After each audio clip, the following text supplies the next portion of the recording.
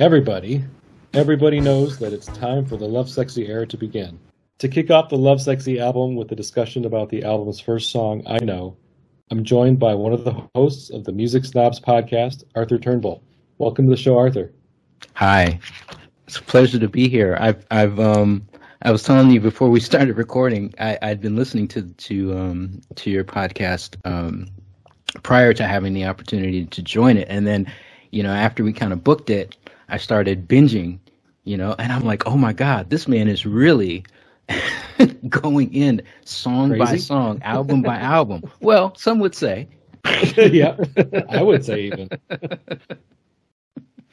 But it's great to be able to, have a running chronicle of lyrics of Prince songs. Just this morning, I was listening to The Ballad of Dorothy Parker, the show that you did, focusing on that.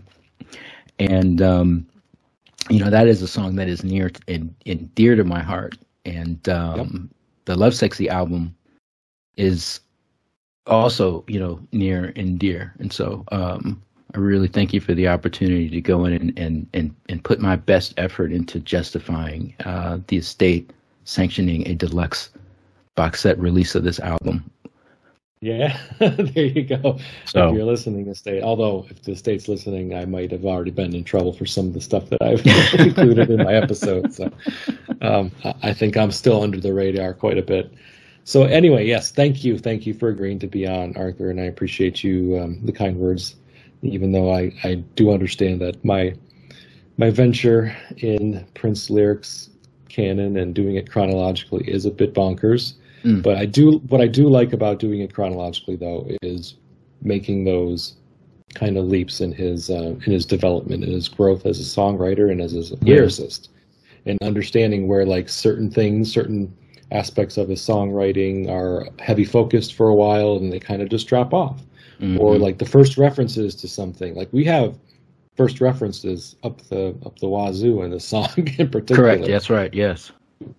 And if we're not doing this chronologically, you might not make that. You might not see the importance of how like a song like I Know is to where Prince is going to be going here in the next few years and some of the stuff he's going to be talking about. But before we get real deep into the song, Arthur, do you mind, like, since you're a first-time guest, would you mind us telling people a little bit about yourself and maybe your connection to Prince and how you got started listening to him? Oh, sure. So, I first heard Prince, like, so many others of my generation. I am of a certain age, by my older sister. I have a sister who's 10 years older than I am. And she, most directly, but indirectly also by, my parents, really fostered the love of music that I have. And going into, vinyl and reading liner notes and, and such. And I actually first heard Prince on the radio, and the song was I Want to Be Your Lover. And my sister had bought the album, and I had made, the connection between, that being the song. I was, roughly 8, 9 years old. And somewhere around this time, my parents bought me a drum set. And so I started learning how to play drums, and I played that song on drums a lot because it was, it was easy for me. It's a simple, 4 on the floor beat, with just a little bit of, syncopation in the fourth measure. And that, continued on throughout the rest of the album.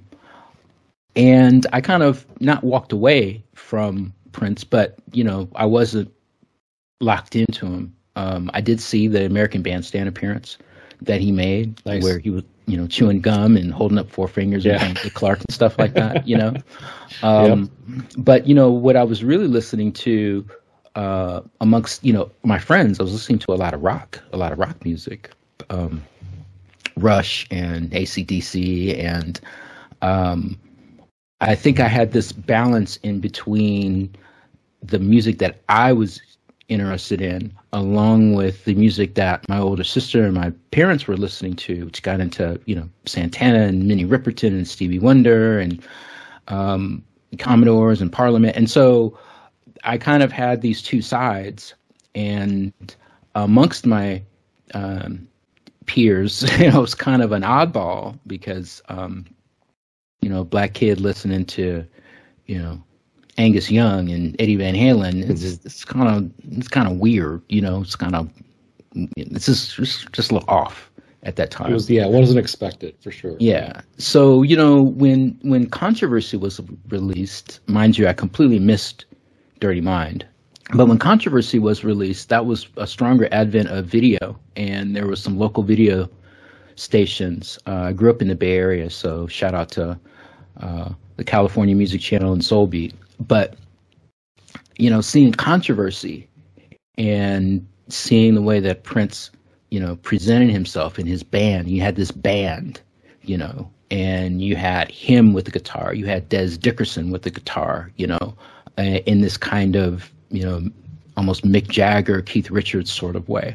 It completely tied into what I was listening to, and to kind of see this dynamic being played out, that is when I kind of locked more into what Prince was doing and the Times first album, because that tied into what, my roots were musically, you know what I'm saying? So once 1999 happened, it was an absolute wrap, because now you had this emergence of this electronic musician, and I had never seen that, in a black artist, and I completely identified with what Prince was doing, because it was in some very low, simplistic kind of way is what I wanted to do, but it was definitely what I was listening to. This hybrid of, the Clash and, now Prince, and then Kraftwerk, and then, and I was still a bit of an oddball because, now I'm 11 and 12 years old, and, what fourth and fifth grader goes to the record store on a regular basis specifically to buy imported albums so that they could get alternate songs and stuff like that? Nobody, right? Yeah, no. And so that sort of oddball flair that I had, I kind of identified with that same kind of quote unquote oddball nature that, that Prince was presenting, and just kind of grew from there. Cool. Oh, I mean, as far as Prince and the kind of listeners he attracts, I think he's one of the rare artists that can attract listeners with a very, very diverse musical listening tastes. Yeah. And still can find something with him as an artist or a musician that draws them to him. And I know, like with the Purple Rain era, a lot of people were drawn in, because of the pop rock aspects that he was really pushing forth in his music at that time, and then maybe fell off when he started going in different directions. But if you came in at a different entry point, you had different albums, and that's why different albums speak to different fans, is because there's something in that record that just is more aligned to maybe a personal taste. And with an artist as diverse as Prince, in terms of like the music that he can create, whether it's straight up R&B or if it's new wave and funk mix with some rock elements, or if it's adding elements of hip hop, or if he's just doing kind of something jazzy and soulful, he's got a little bit for everybody. And that's why he's such a unique artist, where he can bring a lot of different people to his music that maybe wouldn't have normally, like, kind of found that same common ground within him. And that's a cool part about being his fan, I suppose. I mean, you kind of have to you kind of have to do the work with an artist like Prince, because just like you say, I mean, with this diverse palette, and he was constantly changing, and in the mid 80s, there weren't a lot of R&B artists that were doing that kind of changing on a regular basis. You had I think more of that in the 70s. For example, Parliament really jumps out to mind, where, album to album to album, particularly during kind of like the classic run of, say, Mothership Connection to Clones of Dr. Funkenstein to Funkadelic and the Placebo Syndrome, and then going into the Motor Booty Affair.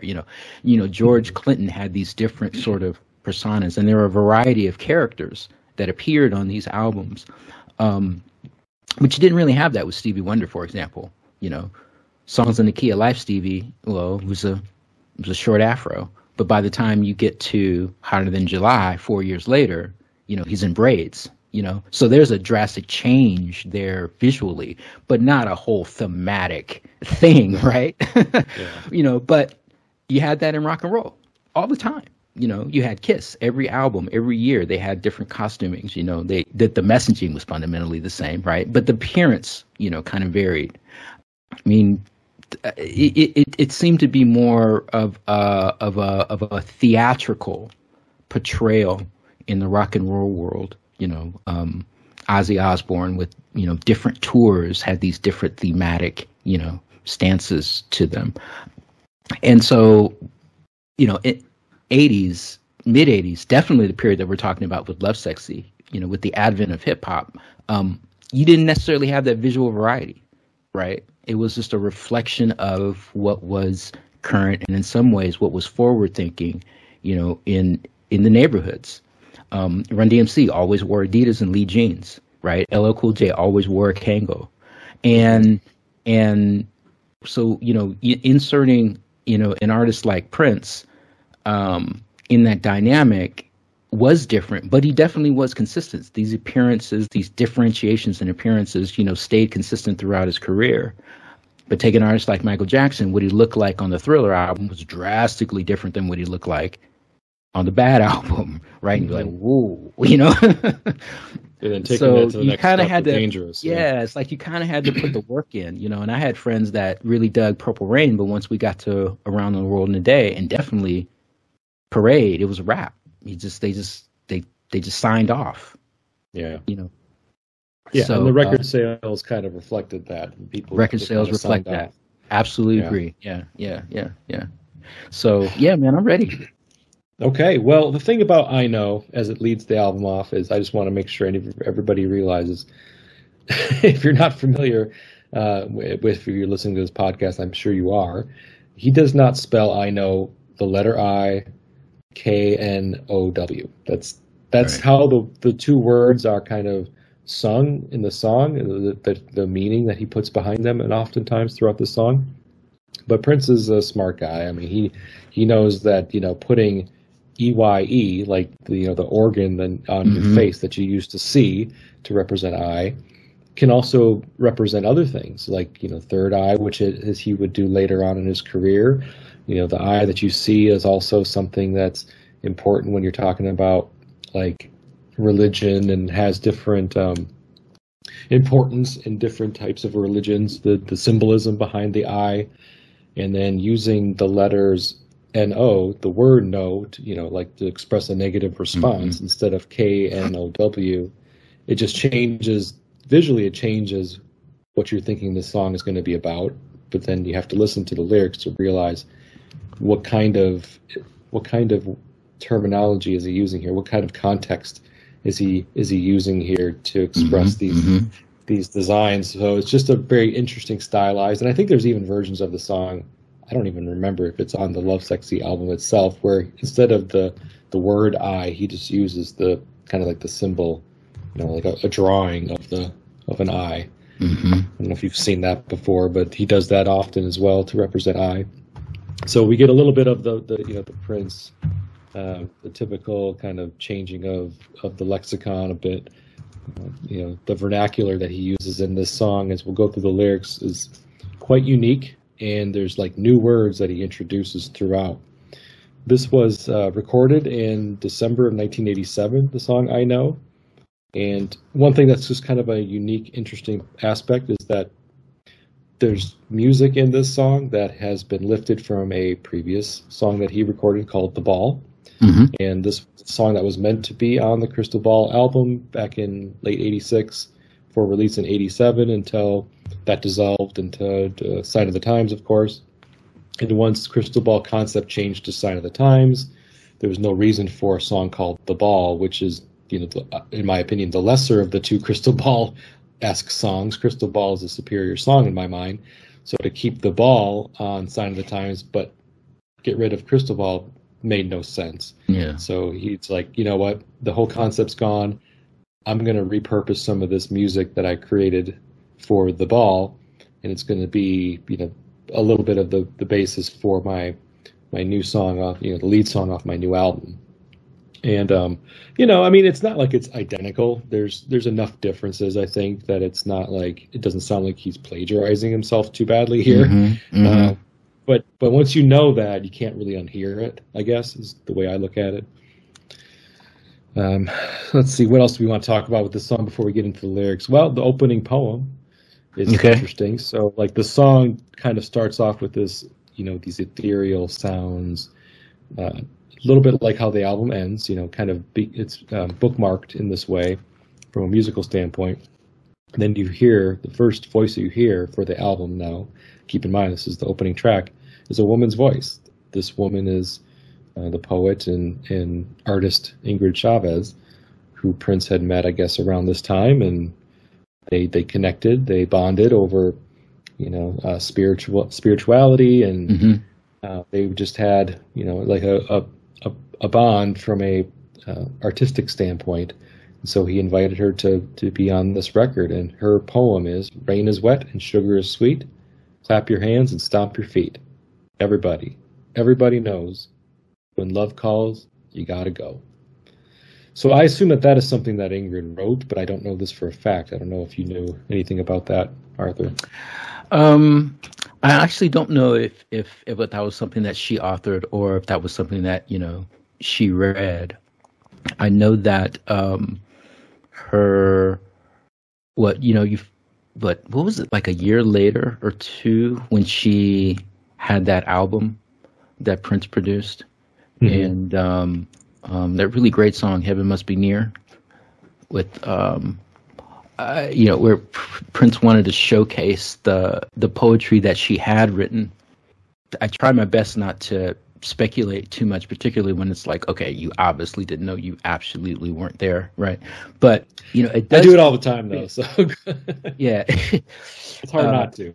It does kind of fit her vibe a little bit more than Prince, I think, and I could see that being part of a verse from a much fuller poem, and he wanted to use that to open up Lovesexy, particularly with how the declarations, let's say, that we'll get to, but the declarations that he makes, and I know.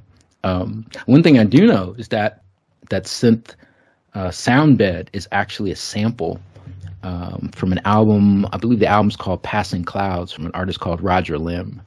And this is, Prince has sort of, sampled himself, but I think this is certainly one of the first times that he's just out and out sampled someone else in the same way that hip hop producers were doing samples. So I really thought that was interesting, because for years and years and years, I was like, oh man, that's just this incredible, Prince-like soundscape, right? But no, it's the lift, Yeah, I read that too, and at the same time, I wasn't exactly sure what piece of music or what portion of this song. So thanks for clarifying that for me. I mean, when he's done that in the past, it's usually been like, the one that comes to mind, of course, is the "Look at the Bargains Over Here, Ladies" from "If I Was Your Girlfriend." Yeah. Samples like that. I mean, but that's not necessarily a music sample. That's like lyrics or words or phrases or something that he just thought were cool or would be an intriguing addition to a song. This one, he could have made this. I mean, he could have created this himself, but to just lift it and sample it, I guess it's kind of like, I mean, not to, pardon the pun, a sign of the times, when sampling was kind of new and inventive aspect of hip hop, and artists were doing it and, kind of getting away with it without having to pay royalties. Yeah. And just like, I'm going to use this. And screw it. Let the what's the phrase? Don't ask for permission, ask for forgiveness, or something like that. So right. they were just, people were just doing stuff like that, and it was kind of like the wild, wild west in terms of this new musical journey that artists were on. So late 80s sampling it makes sense. Like, you know what? I like the sound. Maybe I can't recreate it identical, so I'm just gonna put it exactly how it is off of this record that you had mentioned. All right. So yeah, I mean, just a side for anybody who might be listening that isn't super familiar with Ingrid Chavez. So Ingrid Chavez would probably be most known to a lot of casual Prince fans as the co-star of Graffiti Bridge. So just for those of you who, yeah, exactly. So for those of you who are just like, okay, who is she? That's who she is. And that's where you might have seen her or heard of her before. Okay. So we get past that intro, and then we got another intro because Prince does like the spoken word intro. He says, "Welcome to the new power generation. The reason my voice is so clear is there's no smack in my brain." And then before we get into the next line, I just do want to obviously mention this is, I believe, our first reference to the new power generation. I believe this is first. Yeah, I believe you're absolutely correct. In real time, this in real time, I certainly didn't necessarily react to that declaration so much as being so let me say this and then I'll qualify it, right? Lovesexy being the first album that is outside the scope of the revolution, right? Because Sign of the Times is drawing out of all this material that was recorded. For the overwhelmingly most part, I don't think there was any song that's on Sign of the Times that was recorded, after October maybe 1986. You Got the Look. Except, okay, there you go. You Got the Look, and now you've got an album with all new material. I mean, it was. You could argue to say that the album Lovesexy was hastily recorded because it was really recorded within like a 6 to 8 week period, and then there may have been some some overdubbing or some remixing thereafter before the actual release in May 1988. But I'm purposely not bringing up the Black Album right now, but the new power generation wasn't. The idea of it wasn't foreign to me from the standpoint that for years now, Prince had been basically like erecting worlds, for his fans to, be involved in. 1999 was this, Blade Runner-esque, dystopian future kind of environment. And then you have Purple Rain with Ruffles and Flowers, that kind of extends a little bit into Around the World in a Day, but then you've got Parade and everything is in monochrome, and then you've got Sign of the Times and everything is peach and black, and so now we have this, this new power generation, and the expectation is that Lovesexy is sort of a coming out party, for this new power generation, and we're going to meet all of these new people, and so it's kind of. Well, not necessarily fitting, but it's kind of fun. Let's just say, real simple word, right? It's kind of fun to know, kind of after the fact, that this, the song I know was actually recorded by new members of this band, of this new power generation. I've heard two, and I don't really think Prince ever really did demos. He just did sort of let's do the song, let's try it again, let's try it this way, and then he, sort of finishes it off, But he did, two versions of I Know, at least two that I've heard, where you can, in the very first one in December, you can actually hear him sort of calling for changes, calling for different sections, and the musicians are reacting, to these calls. So it's nice to know that I Know actually wasn't done completely, by Prince, that he actually had the input of, the other musicians involved. And I really do wonder. I wonder if this touring band from Sign of the Times and Lovesexy was the new power generation, but just as yet officially named. Similar to how 1999 calls out the "and the Revolution" on the album cover written backwards, but the band wasn't called publicly The Revolution until an album later. Yeah, this band tends to be lumped in or kind of unofficially called the Lovesexy Band, although that's never been like Prince say, "Here's my Lovesexy Band, everyone." He's never done that. That's just what the name we've given it over time, because we are trying to assign names to all of his bands, because that's what we like to do. Right. You have to go from so like what's this period of time from 87 to 89? What's his band called? Because he doesn't come out with an album that says anything about the new power generation until 91. So we're like desperate to assign some sort of name to this band, and so we kind of did that ourselves in many cases. But just to refresh everybody's memory, so now the Revolution's gone, as you mentioned already. We've got this Sign of the Times touring band, which basically is the musicians that make up this song. This isn't, like you said, just a Prince solo in Paisley Park recording everything himself kind of recording. This is a full band recording. We've got Sheila E., we've got Miko Weaver, we got Levi, we got Dr. Fink, we've got Eric in Atlanta, we've got Bonnie. And as far as vocals on this song, and we're going to get to it later, and I oftentimes use Prince Fault to kind of tell me whose voices am I hearing, that clearly aren't Prince. And there's a verse later on in the song where I wasn't clear, and I just had to make a guess. And I think I'm right, but we'll talk about that. But anyway, this is the band that we've called Lovesexy, but it's certainly in Prince's mind at the time. He might be thinking, yeah, this is the new power generation, man. This is the thing. And I just this isn't a Prince and the new power generation album, therefore it never really got officially kind of assigned that name to this band. So it's an interesting point. Okay, so anything else about, the whole, like, there's the reason my voice is so clear is there's no smack in my brain. That's clearly like Prince calling out, drugs, and smack is slang term for drugs or heroin or whatever you want to call it. So he's never really been about that. And this just seems like a pretty overt, just kind of declaration, like I'm an anti-drug PSA put to music in some ways. There's throughout the song, there's a lot of like, this is bad, this is good, this is bad, this is good, and he really tries to draw a lot of attention to what in his mind and, in his worldview are things that are bad and things that are good, things that are dark, things that are light, things that are influenced by the devil, things that are influenced by the Lord. And this song is essentially about that. And then the last thing I want to mention before we start getting into the verses is this word, hundalasilia. Yeah.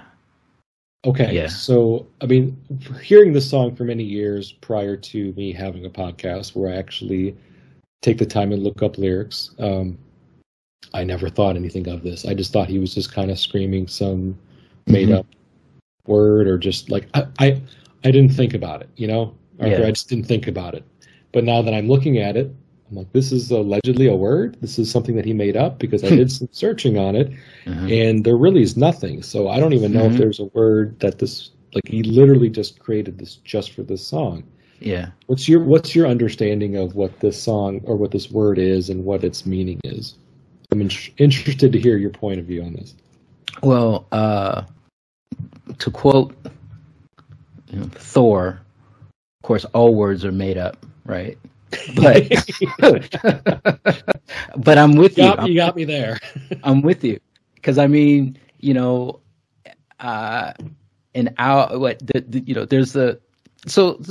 okay, because you can kind of hear in my voice, it's like I'm trying not to burst, right? So let's just kind of pull back a second and look at the time period and what Lovesexy was created for, right? Lovesexy was created to replace the Black Album that he had withdrawn, right? Yep. And the exciting thing about Lovesexy is that most of these songs with the clear exception of When Two Are in Love, which was which got saved, from the Black Album to be officially released, and I Know, which is a reworking of The Ball, which was an older song, right? But all the rest of them are like new, right? New. And, yeah, and that hadn't happened in a while, right? Sign of the Times is an album that came out in 1987, but it's comprised of songs that had been done, at least a year, if not, 14 to 16 months, maybe even 18 months early. In a case like Strange Relationship, several years. Yeah. 1983, right. Strange Relationship, which is actually first referenced publicly in 1985 in that Rolling Stone article, right? So we're getting like Fresh Prince, right? We're getting, no pun intended. Yeah, we're getting like New Year, New You Prince, right? And so, the Black Album and Lovesexy, they're two halves of the same coin, and Prince bound them together. And more evidence of that fact was in the later world tour, where the first half of the show was sort of like the quote unquote dark half, and the sex, the illicit, he played Sister, he played Love Bizarre, he played Bob George, right? And then the second half, right? And the second half, lights are all different. He's got flowers coming up out the stage and everything, right? Everybody's in bright colors, and it's Lovesexy time.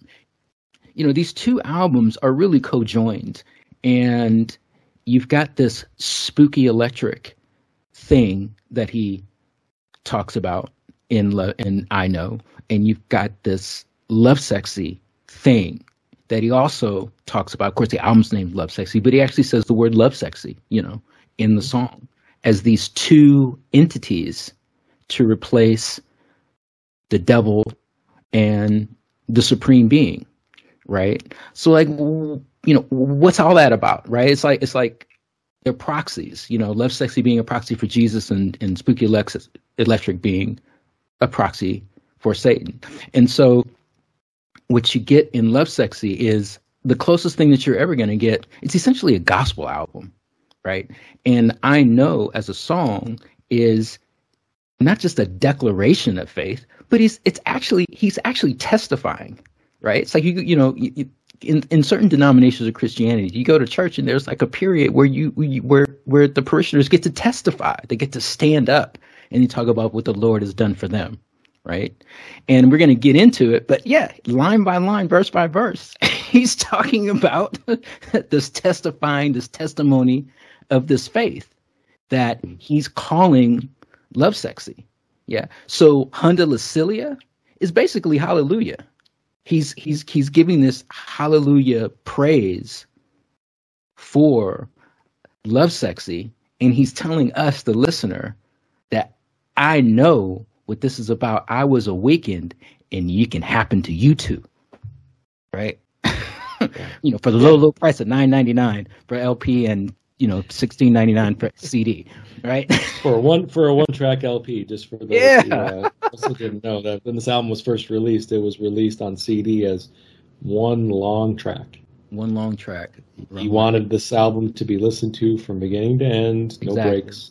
And Jason, I'm here to tell you, I spent like $45 to get a German version of Lovesexy that's tracked, because it's like, you don't want to get, it's like, oh, geez, I just want to, I just want to hear Glam Slam or something, right? I don't have to get through all of this. So sue me. Sorry, Prince. I didn't want to listen to the whole 45 minutes straight again just to hear one song.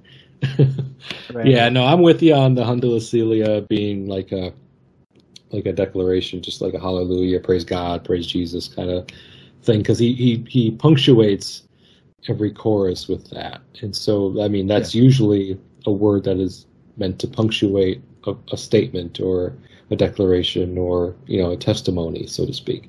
So for it to kind of have that meaning, even though it's a word that nobody was familiar with and still really isn't, it's not like it became part of our common vernacular. It kind of came and went with this album. You're right. You never used it again. Yeah. Right. It was here for a moment, for a period of time, and then it just kind of went away. But that makes absolute sense, especially when you put it in the context of how these lyrics go. Like the first verse is, I know there is a heaven, I know there is a hell, Listen to me, people, I got a story to tell. I know there was confusion, lightning all around me. That's when I called his name. Don't you know he found me? Mm-hmm. To me, that sounds like somebody testifying. Like, I know there's a heaven. I know there's a hell. I'm basically admitting in front of, God and my family and friends that I'm a man of faith. And this is what my faith is telling me. I know that there's good and there's evil in this world. I know that heaven and hell exists, and what I need to do is make sure I'm on the right side of God when I pass on. There was confusion lighting all around me kind of speaks to me a little bit about, maybe I'm reading too much into it, but some of the dark places he was in prior to the recording of Lovesexy, before he was, enlightened, so to speak. The creation of the Black Album maybe was some of that confusion that he felt like he was clouded. His mind was clouded in dark thoughts. But then he called his name, and his name, of course, you'd have to believe that that's Jesus or God. And then he found me. So, he's been saved, I guess, is how you can kind of interpret that in some ways. Yeah, I absolutely agree with you. I mean, like lockstep, there was confusion, lightning all around me, could extend to the drama that was going on that led to the breakup of, the revolution, him trying to manage his fiancée, Susanna Melvoin, and a relationship with two of his bandmates, one being her twin sister, Wendy Melvoin and Lisa Coleman, right? The closeness that he had, with Sheila E. during the same time, who was the opening act for the European and Japanese parade tour. It's like you got all this drama. Let's not even get into the whole, Vanity Six, Susan Moonsey, Jill Jones. It's like this dude is just creating these situations that going to bring him a lot of drama. And, maybe this is his, admission that it got to be to the point where he just needed to get out. He needed someone, to save him from this. Yeah, I mean, all the accounts from those who were there at the time, and again, we're kind of speculating. I'm speculating, but there's been documented accounts, and you can take them or leave them if you believe people like Susan Rogers, who was there, in the studio with him a lot, or like Susanna or Sheila or whoever was close to him at the time. He had his moments around this time, this 86, 87 time period, where it seemed like things, like he was maybe not in a great place mentally.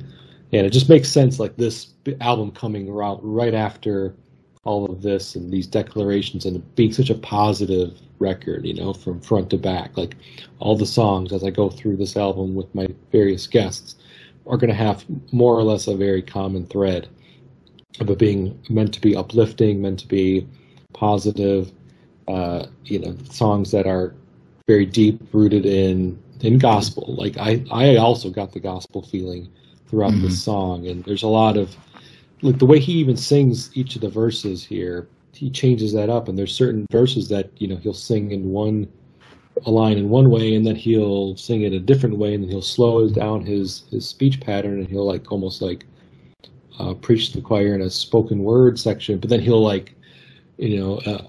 an exuberant declaration in the next line. This is all within a verse. And it's just kind of all over the place in terms of his vocal performance, which I guess I'm not trying to say gospel churches are chaotic, but there's a lot of people in the background. You hear people and voices in the background, and I just envision somebody who's testifying. There's people behind him kind of agreeing with him, preach on, brother, right, exactly.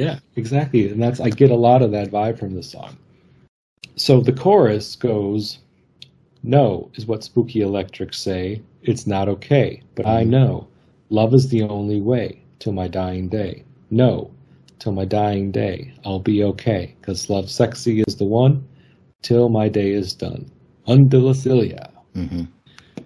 All right, so the chorus is really where, again, we get a lot of this new slang.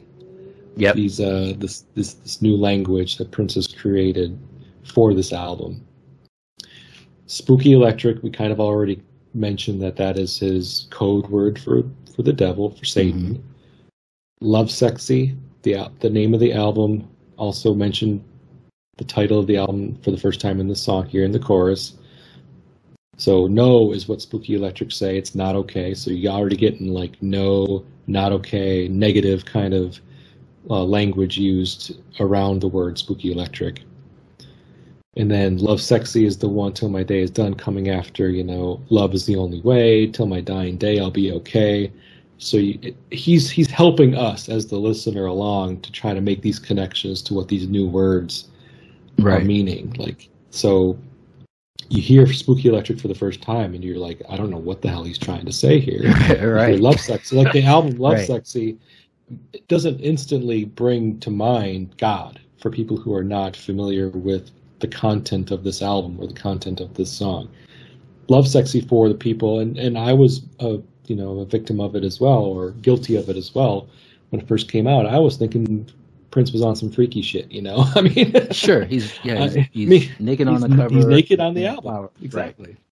Yeah, so I was thinking this was some new, Prince being, kind of a freak again from that perspective. I had no idea that Lovesexy was intended to actually be like a representation of God and Jesus Christ. So yeah, it was lost, I think, not just on me at first, but probably a lot of people who dismissed this record as for those reasons, and they just really didn't understand. Like, if you didn't listen to it or you didn't like read reviews about it that dug into the concepts and stuff that he was singing about, then you would have. It's easy to dismiss and to not spend time with thinking that Prince was not doing what he was actually trying to do here and make a very spiritual album. Yeah, I previously mentioned earlier versions of this song, and it's actually the release version that contains both the term Spooky Electric and Lovesexy in this chorus. In the earlier versions, he says something, no is what the demons say. It's not okay. But I know love is the only way till my dying day. No, till my dying day, I'll be okay. Because I know he is the one till my day is done.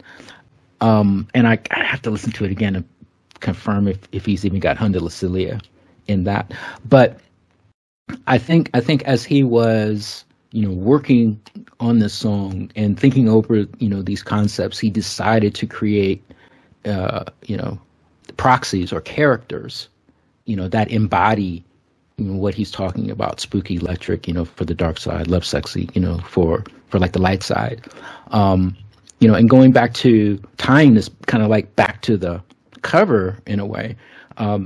Some people have interpreted the cover. I'm one of them. Some people have interpreted the cover, as meaning as like a rebirth. And in the Christian faith, when you are baptized, your sins are washed away, and you become, reborn, or born again. And we know that maybe a year or 2 years prior, Prince recorded a song called Rebirth of the Flesh, where he's got another made-up word called solia colia. Like, nobody knows what the hell that means. But, he's kind of like making up these words that sort of, I guess in Solia Colia's case, it probably just, sounded cool, maybe, as opposed to some sort of deeper meaning or declaration, But he's got this song called, Rebirth of the Flesh that set more so against kind of like a party motif, But I don't want to go so far to say that these were sort of like seeds to I Know, so much as he's doing these different things that under the right circumstances kind of culminate with another idea to fulfill a different, kind of purpose. And I don't know if you were anything like me, Jason, I always thought that every album that an artist recorded, it was because they recorded this album, maybe they toured on it, and then they went back to the studio and wrote some new songs and then recorded that album, right? I had no concept of the idea that somebody wrote a song 3 years before, but they just sat on it and then it, kind of comes out. Yeah. I just always felt that, the ideas were just like album releases, linear. Yeah, who would have thought, right? Yeah. So to have this kind of perspective, on material and songs that Prince released and unreleased, and how things sort of like connect to each other is really fascinating, and you know, your show is like perfect for that, right? Because you can actually go back and sort of like listen to how lyrics were, you know, written then, and maybe they were referred to later, and you know, etc. But yeah, I really do think that the chorus is this pulling, you know, that's sort of like on the old, you know, Warner Brothers cartoons where, you know, Bugs would have, you know, two little, you know, sort of angels on his shoulder, one being the angel with the harp and the other being the red angel, you know, the angel in red with the pitchfork, you know. It's like, do this. No, I'm not going to do it. You know, it's not okay. You know what I mean? and again, you know, you're getting this. And he ends the first verse with a Hunda Lacilia. He ends the chorus with a Hunda Lacilia, you know, just declaring, praising, affirming, right? It's a hell of a thing, man. I mean, this, you know, the song, but the album, it's literally like the framework for what he did, you know, years later on the Rainbow Children. The same album, right? It's just an extension of different religious ideologies, but yeah, it's the same kind of thing. Yeah, exactly. Yeah, this is it's the perfect opening track for this album because of how it presents these concepts and these ideas brand new to listeners of Prince, longtime listeners of Prince. And it does it in a way that is easily digestible. The music's upbeat. Mm-hmm. It could have been, I mean, it has the ability to be, it wasn't a single. It wasn't released as a single. There wasn't actually a lot of singles from this album. I think he only released 3. Mm-hmm. But this could have been a single based off of just how upbeat the song is and how fun and funky it is. But I think the lyrics are really what drive this to be such an important opening track, because it does kind of create this new world for us as the listener of where he's going in his messaging. And like in the second verse that goes, I know there's a devil because he talks so loud. He makes you do things that your friends do, hang out with the crowd.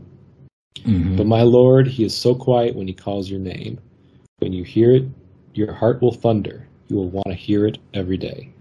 And again, the way he delivers those lines is different than the way he delivered the first verse. Mm-hmm. So just, you know, listen to it for people who are listening to the podcast. You don't remember how he sings these lines, go back and listen to it quick. But what I think was smart for him to do in this second verse is because it's fascinating when you said that, you know, the early versions of this song, he did not have these proxies all fleshed out yet. Like Spooky Electric wasn't a thing yet, or at least it wasn't documented as a thing. Yeah. He didn't say Lovesexy. He was using like the more common terminology. And he goes back to that here in this verse. I know there's a devil. He says the devil. He doesn't say Spooky Electric. Right. But my Lord, he is so quiet. So he's calling out the Lord again. And what I think is smart about that is, again, he's trying to bring people in. I mean, this needs to be like something that he does to bring listeners to his message, not push them away. And if you get into this language that is too dense or too difficult to understand, that could turn listeners off, or maybe they just stop listening to the lyrics and just get down with the music. But if he wants to get people to understand more, then I think this was the right decision to then go back and forth, like to use the terms Spooky Electric and Lovesexy sometimes, but also make it very explicit by saying, I'm talking about the devil. I'm talking about God. And if you weren't sure by listening to the first verse or any of the context clues, I'm going to make it very clear now, because that's what I'm talking about, you know. And then as the listener, we can start to like, oh yeah, Spooky Electric's the devil. I get it now. So anyway, I just thought that was a smart way to go about that. He could have done it either way. He could have done verse 1 being devil and God, and then verse 2 being Spooky Electric and Lovesexy. But he chose to do like the new language first, and then back it up with some basic language, basic words that everybody understands. So, anything with the second verse you wanted to call out? I mean, you know, he's basically saying like the devil makes you do things you shouldn't be doing. But again, he's testifying here. The Lord called my name, and now my heart's a thunder, and I'm going to hear it every day. I want to hear it every day. So I get the same visuals that we were kind of describing before. Yeah, the line, he makes you do things that your friends do, hang out with the crowd, and it reminds me of something else we talked about before we started recording. It's kind of like the repetitive party sequences that would just sort of appear. And on the Black album, I think there's one long one that appears. What is it before? It's before Super Funky Califragisexy. There's one that's between Super Funky and West Compton. Yeah. And kind of like what goes on, at these parties, and like some of the things that he does refer to on Super Funky, that kind of like tie into ecstasy culture at clubs, and the dance experiences, that might even tie into how he opens I Know with reason my voice is so clear is because there's no smack in my brain. And maybe just speaking to what he, because you figure, in an artist at his level, there's so much that goes on, around him, that particularly like, illicit behavior. And we know that, in his own, encampment, there have been issues with, addiction and, and drugs, and it's got to be hard. We know how Prince ultimately, expired based off of, dependencies. Yeah. But I, for one, don't tie his demise to this period from the standpoint of saying that he has this elongated history, because there are many of us who may have tried things but did not continue use, or maybe tried one thing one time and then tried something else another time, right? That doesn't necessarily define a history of addiction, right? Okay. No, I agree with that. I'm not necessarily just talking about substance, sex or lying, or, what I'm saying? Just, it's just like, you can establish patterns any way that you want to, but, one thing doesn't necessarily define, something else. Okay. So going, specifically like, to this line, it's kind of like the thing where, your parents tell you, don't run around with this crowd because I don't want you to turn out like some of these people over here, and I think he's kind of referring to something like that in that spirit. There was always confusion. There was lightning around me, but that's when I called his name, and don't you know, he found me. I got out of that, and I just spent a whole long time saying I think these two things are kind of correlated, right? Yeah, I agree. They totally are. They're kind of correlated. Have to get into a quiet space. It's like you, the individual, has to take some kind of initiative, because, my Lord, he is so quiet when he calls your name. You can't, if he's quiet, you can't hear it if you're in a loud space, right? You've got to do the work, do enough work to be in a place where you actually can hear, because it could very well be that he'd been calling your name all this other times, but you couldn't hear it because you were in these other places where the devil was talking so loud. Yeah, at the risk of repeating myself, I just feel that there's so much in that he packs in to this one song to effectively introduce this, this album, which has been called a concept album. I believe that it is one in the same kind of way that Rainbow Children is a concept album, because, and quite frankly, it's while Rainbow Children is sort of like kind of like a singular thing, like musicology, he doesn't get into Jehovah Witness faith in that kind of way, right? Mm-hmm. But Lovesexy, it kind of spilled over to, the next project. Not so much Batman, but definitely spilled over into the complete thematic presentation of Graffiti Bridge, the album as well as the soundtrack, right? So there was like this period, you know what I'm saying? It's like there was this period that I know really introduces us to. And what's the first song off of Diamonds and Pearls? Ah, man, Thunder. Ooh, Thunder. When you hear it, your heart will thunder. So even like from Lovesexy, and we're gonna skip Batman because Batman was a whole other thing. But Lovesexy to Graffiti Bridge to Diamonds. Yeah, but you see it, right? Yeah, Thunder. Yeah, exactly. It's just a lot into. Yeah, you can't really. I just don't feel that you can really give. You can certainly give this album enough credit, right? But I don't feel that you can really give this album the proper credit, you know, without looking at it and how it influenced, you know, certainly in the next 3, possibly even 4 years of his life. Because even like the Symbol album, you know, had the same kind of world, you know, built into it. Where the echoes of Lovesexy can still be heard as well as seen. Yeah, he was definitely world building at this time, and this was this whole, like, he was very excited about this concept, this album, to get out there and do a big production tour around it.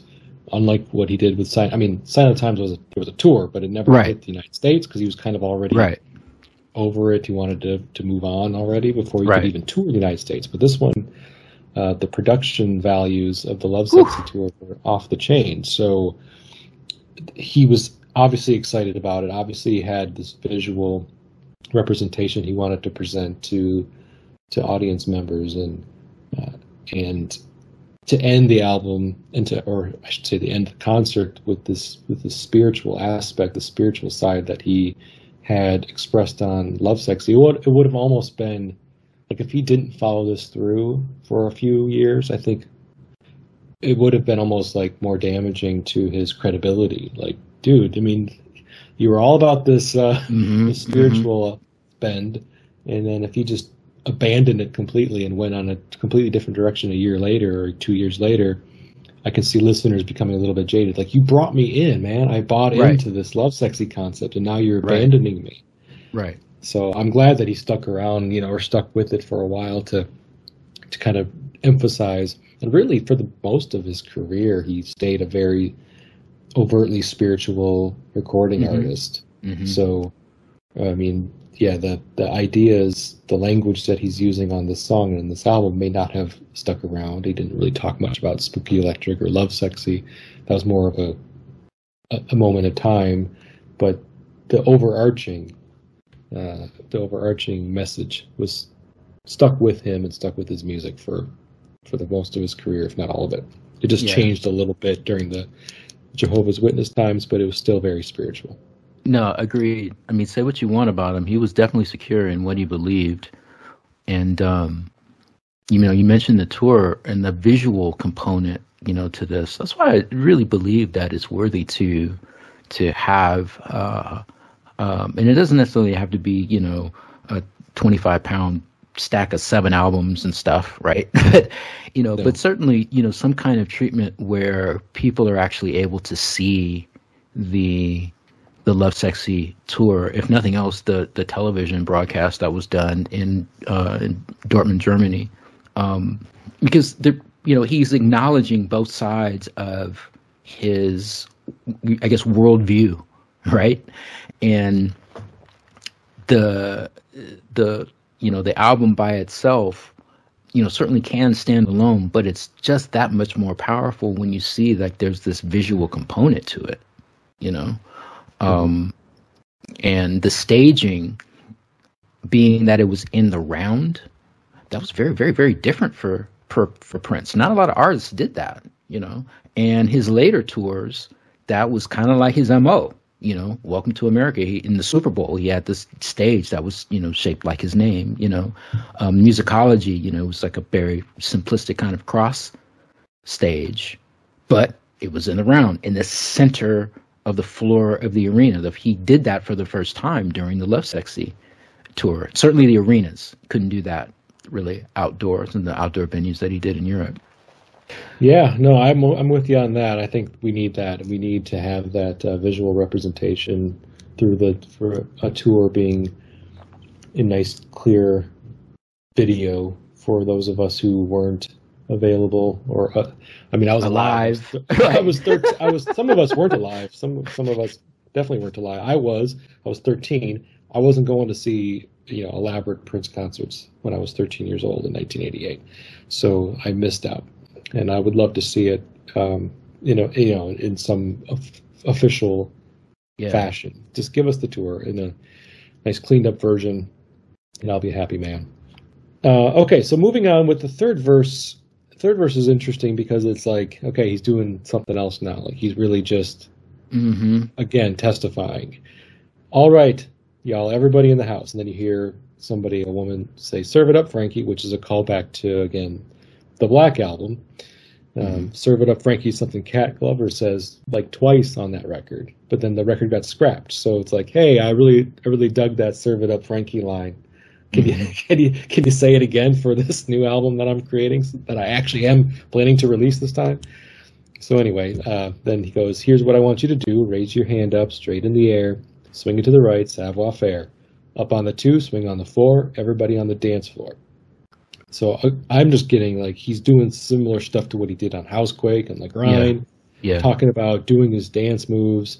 But and by itself, just like in a vacuum, it seems like it doesn't have much meaning or much importance to the overarching message of "I know." But when you slap it in the middle of the song, now he just kind of like, again, I get the visual. He's in a church and he's trying to get everybody on his side. Involved.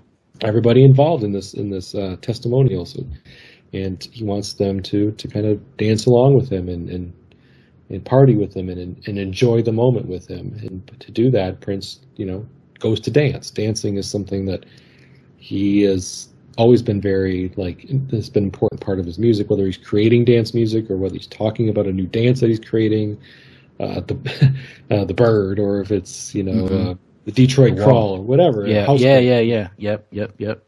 He's doing all this stuff, and he's not like calling this. This is called the Lovesexy, man. This is called the "I Know." He's just wanting people to have fun, and this is supposed to be a fun song about a concept that may seem heavy on the surface, but if you don't think of it that way, if you think of it being like this is a joyous moment, I'm declaring my faith. I'm saying that God's found me, and I'm following him. So let's, everybody get on the dance floor. We're gonna raise our hands in the air and we're gonna have fun. It's like the Godspell moment of the song, right? yeah.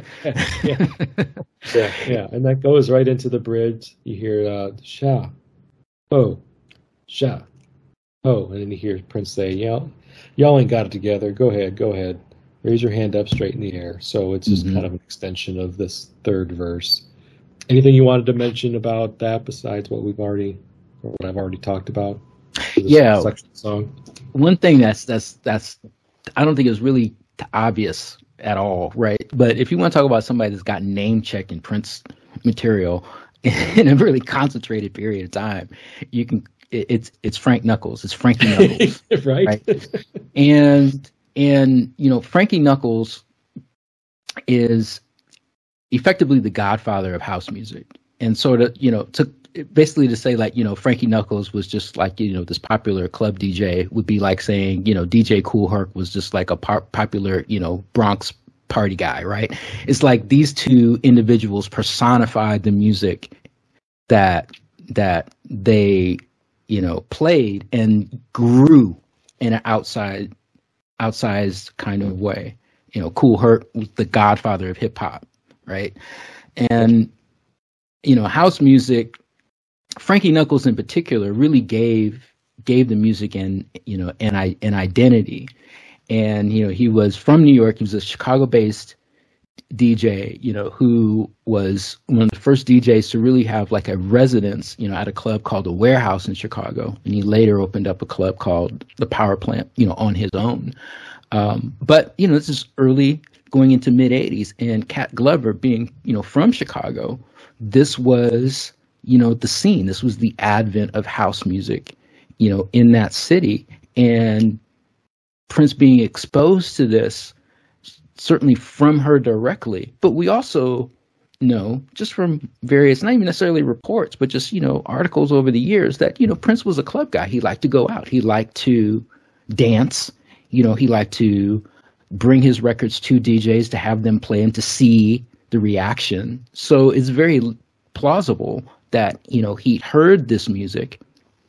And, house music also, and Prince, directly affected the development of Detroit techno, right, which took elements of house and took elements of Prince's electronic forays, and now you've got this movement of electronic music that the evidence of which you hear to this very day, right? And something that made Frank Knuckles really unique was that in the records that he spun, he was heavily influenced by gospel music. So in these dance records, you had this infusion of gospel artists and gospel themes. And now you've got Lovesexy, that is effectively a Prince gospel album. Am I saying that Lovesexy was because Prince was influenced by house music and Frankie Knuckles? Well, no. But yeah, in some ways, yes. And more explicitly, completely off topic, but related, is that Chuck Zwicky, who was an engineer, he worked a little bit as an assistant engineer on Lovesexy, but later recorded the Batman album and a good portion of Graffiti Bridge as Prince's primary engineer at Paisley Park. Chuck Zwicky has said that the follow-up to Lovesexy was going to be a record called Rave to the Joy Fantastic. And that project was started because Prince went to Chuck and said, we're going to make a house music album.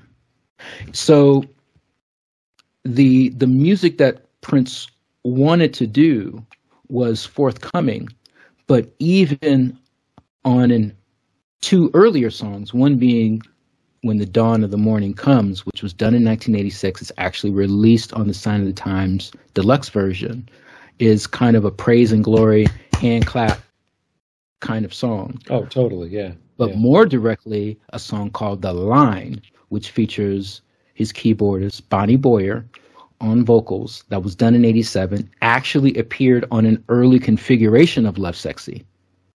Lovesexy was originally going to be 9 songs, but then Prince pulls that off, and then you've got the final version that we know now. The Line is straight up Frank Knuckles' house. And, here, having Frank Knuckles' name checked, not by Prince, but, by Cat, on his music, on more than one song, at more than one time, in more than one period, is the closest thing that you get to a cosign by Prince that, I like what Frankie is doing. I like what house music is doing. And it's influencing, his own work.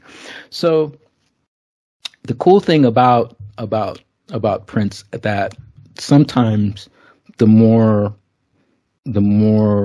zealot of the fan base kind of get up in arms about is that, the fact that maybe Prince did something in reaction to something else lessens the fact that, he was this genius who could do anything and play anything. And it's really not. And a lot of what makes Prince is, his ability to take what he hears, be influenced by it, but not necessarily do it in an also ran way. He does it, in a Prince way. And with the exception of him, rapping and trying to do hip hop, it's a pretty, it pretty much worked.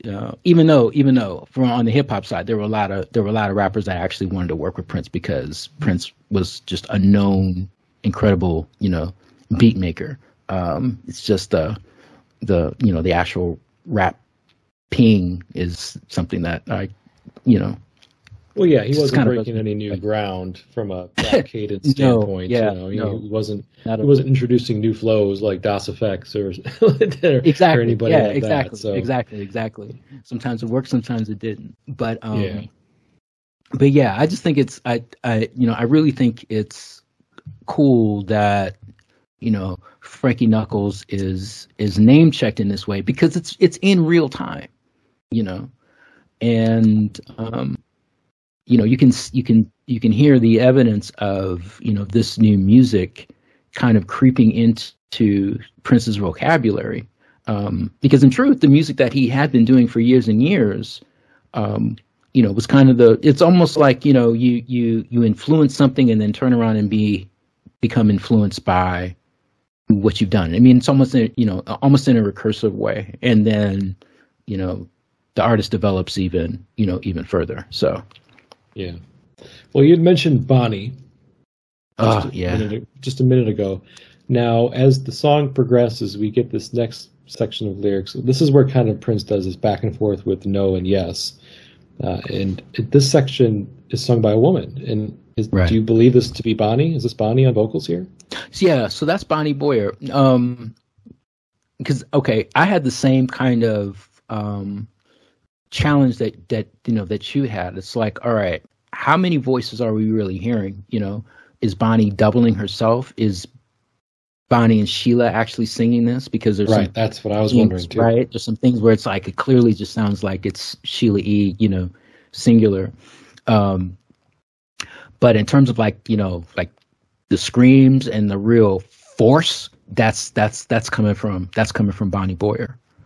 Yeah, like as the lyrics start off, I thought it sounded like Sheila's singing voice, but as these lines progress, I'm like, wait, Sheila doesn't do this. Yeah, like to say no, like say no if you don't want to live life under. I think that's Sheila, like Sheila proper. Okay.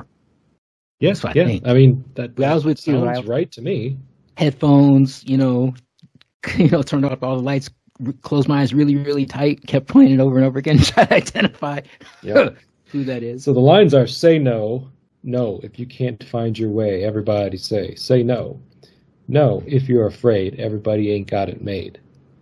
Say no, if you want a drug other than the God above. No, if you need a drink every single day, blow that devil away. So here is Prince kind of talking about the stuff that he was only alluding to earlier, the things that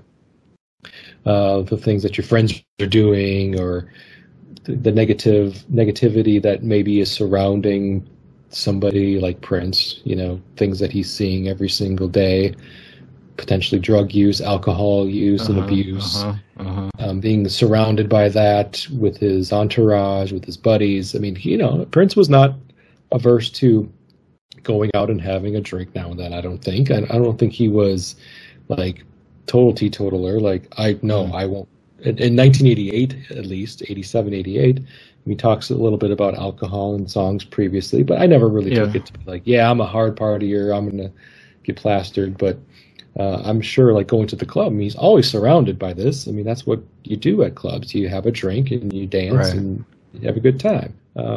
It's around him. Say no if you can't find your way. Everybody say that. I mean, some of these lines, they're not necessarily quite as clear. If you can't find your way, meaning just like, to me, means just I can't see God. I can't find him. Mm-hmm. My path is a little bit blurry. Vision's a little bit blurry.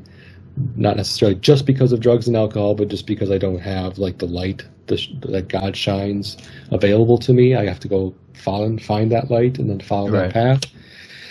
If you want a drug other than the God above, so he kind of likens God and Jesus as like a drug in some ways. Like he's making like that connection there and calling it that, but just a good drug. Like love is a good drug. That is something that people say, love is a drug. Yeah, I think rock and music. Basically, yeah, exactly. So he's saying kind of a similar thing here. And also, I mean, he's not saying like if you ever have alcohol, you're a bad person. Right. So if you need to drink every single day, blow that devil away. So he's really kind of, to me, just speaking to those who have, turned that into a crutch or an addiction so much so as then just saying like, it's bad, you're a bad person if you have a drink every now and then. Yeah, and he's older, right? I mean, he's 29, he's just about 30 when the album comes out. It's not the first time that he's sung about God. He's been doing that for years and years. But now, he's got money, he's got resources, he's traveled the world. You know, he's had different experiences. He almost got married, right? He's a lot more, I believe, more secure in himself, what his beliefs are. And I don't think he could, you know, man, much less the record, I don't think he could have made a song like this 3 years earlier. I just don't. I think that there was just, you know, too much going on in his life where, you know, before Purple Rain, he could maybe, you know, buy a car, buy his mom a house. After Purple Rain, Jesus, right? Yeah. You know, right. The stakes weren't as high for him. Right. He'd already made it, so he already had that kind of goodwill in the bank, so to speak, with the public, with his record label. Yeah. Where he could, you know, make a withdrawal and say, I'm going to do this really spiritual album. If you don't like it, that's your problem, not mine. Right. I'm still doing it. Exactly. Yeah, exactly. He doesn't have to apologize to anybody. You know, I mean, man, you know, I remember years ago, Music Snobs, we did a couple of Prince shows, and we've done 3 in total, but 2 of them, we had a very tersely worded cease and desist from NPG Records. But on those shows, you know, we were talking about, one focused on 1999, and then the second part, you know, focused on what we called, you know, the Holy Trinity of Sign of the Times, the Black Album, and Lovesexy. And, you know, one of our hosts, Scoop Jackson, you know, he said, man, look, you know, if I did Sign of the Times and the Black Album like and Lovesexy at the same time, you know, kiss my ass. I don't have to prove anything anymore. I can be, you know, what I want to be, who I want to be, and tell the world that, because my best work up to this point has already happened, right? So I think that to be able to feel confident enough, that's even the better word, to be able to feel confident enough, you know, to make the follow-up album that critics around the world was saying was his zenith, Sign of the Times, right? To come behind that and do an album like this, and then come behind that and do a world tour, like for real. We hadn't gotten a world tour from Prince before Lovesexy. You know, even Purple Rain was a U.S. tour. It wasn't a world tour. Parade be a world tour, but it never did. Bingo. Yeah, exactly. You know, and he's effectively, you know, spreading this message, so to speak, globally. That's pretty confident. It's pretty confident. Yeah, I'm with you. Definitely, he was a man who knew what he wanted to do in his career and what he wanted to say, and the vision. I mean, you can't argue with it. With it. The tour was a smashing success. I mean, it was an expensive tour, from what I understand. So, you know, there was definitely some expenses, but from a critical standpoint, it was a smashing success. So he had it figured out as far as to deliver something people hadn't seen before, something that he hadn't done before, and to do it in a way that engaged everybody. Even if you weren't, you know, overly religious, you could still get on board with what he was doing, because as overt as it was still clouded in a lot of fun and funkiness, and it didn't come across probably as preachy as some of his other later religious songs might have been. You know, it really didn't. I mean, from, you know, I remember, you know, when in Oakland, where I lived, he did 3 nights in Oakland. 2 of them sold out, and then they added a 3rd night. And I don't think the 3rd night actually sold out. But what I remember was that I know opened up the second half of the show, which was, you know, the Lovesexy half, where I was saying like the flowers were coming out of the middle of the stage and stuff like that.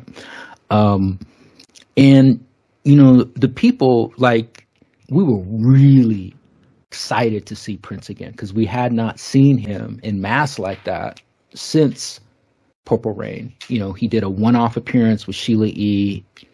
At the Warfield Theater in San Francisco in 1985. He did a one-off appearance with the Bangles. You know, there was the original Hit and Run pre-Parade European tour was done in San Francisco.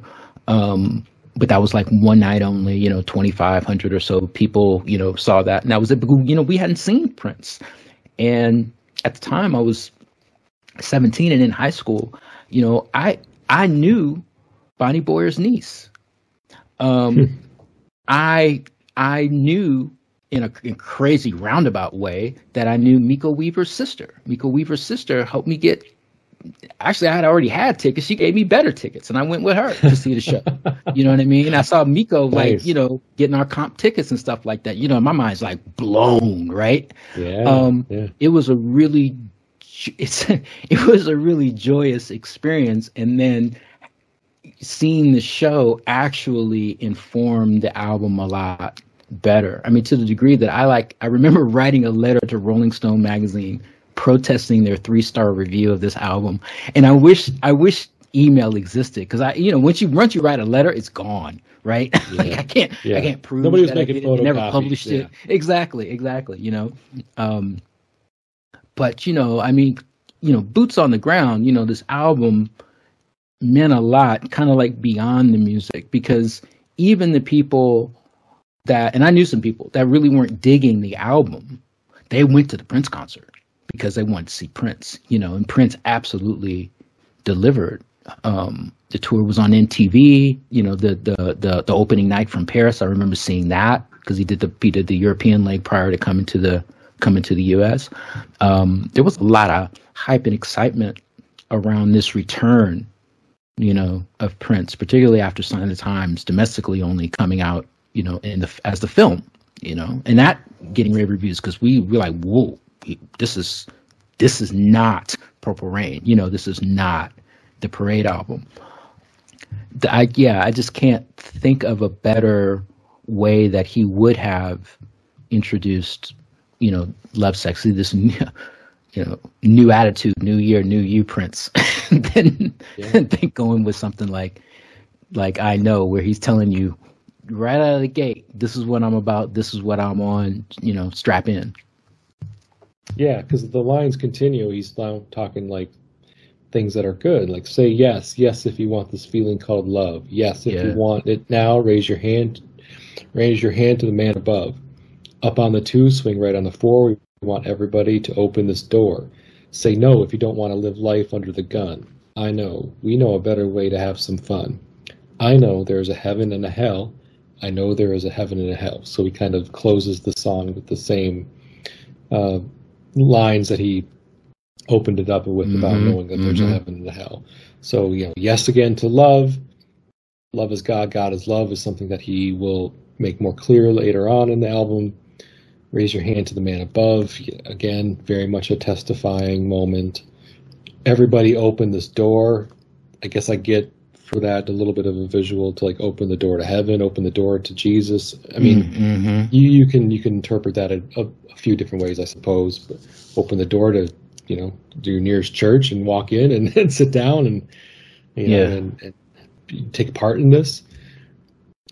Saying no to living life under the gun is kind of cool, because under the gun is a phrase that is typically meant to just mean like under a lot of pressure or stress.